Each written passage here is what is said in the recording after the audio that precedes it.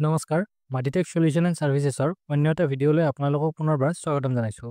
আপুনি যদি অসমত এটা কম্পিউটাৰ ইনষ্টিটিউট বা অন্য ট্ৰেইনিং ইনষ্টিটিউট চলাই আছে তেন্তে আপোনাৰ ইনষ্টিটিউটৰ বাবে এটা প্ৰয়োজনীয় চাৰ্টিফিকেশ্যন হৈছে ISO 9001:2015 চাৰ্টিফিকেশ্যন, যিয়ে আপোনাৰ ইনষ্টিটিউটৰ ব্ৰেণ্ড ভেলু বঢ়োৱাত সহায় কৰে, লগতে আপোনাৰ ইনষ্টিটিউট যে এটা ষ্টেণ্ডাৰ্ড প্ৰচিডিউৰত ৰান হৈ আছে তাক বুজায়।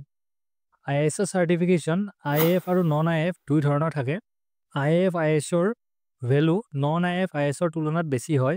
ISO চাৰ্টিফিকেশ্যন ল'বৰ বাবে প্ৰয়োজনীয় নথিসমূহ হৈছে লিগেল এণ্টিটি চাৰ্টিফিকেট, অৰ্থাৎ আপোনাৰ ইনষ্টিটিউট যদি ছ'চাইটি ৰেজিষ্ট্ৰেশ্যন এক্টৰ অধীনত ৰান হৈ আছে তেনেহ'লে আপোনাৰ ছ'চাইটি ৰেজিষ্ট্ৰেশ্যন চাৰ্টিফিকেটৰ প্ৰয়োজন হ'ব, আৰু যদি আপোনাৰ ইনষ্টিটিউট কোম্পানী ছেক্টৰ অধীনত চলি আছে তেনে ক্ষেত্ৰত কোম্পানী ৰেজিষ্ট্ৰেশ্যন চাৰ্টিফিকেট প্ৰয়োজন হ'ব, আৰু লগতে ইনষ্টিটিউটৰ বিল, ইনভইচ আৰু এনি আদাৰ ৰিলেভেণ্ট ডকুমেণ্টছৰ প্ৰয়োজন হ'ব।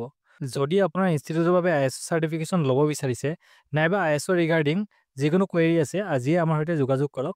ডেছক্ৰিপশ্যনত আমাৰ যোগাযোগ নম্বৰ দিয়া হৈছে। আজিৰ ভিডিঅ'টো আমি ইমানতে সামৰণি মাৰিছোঁ।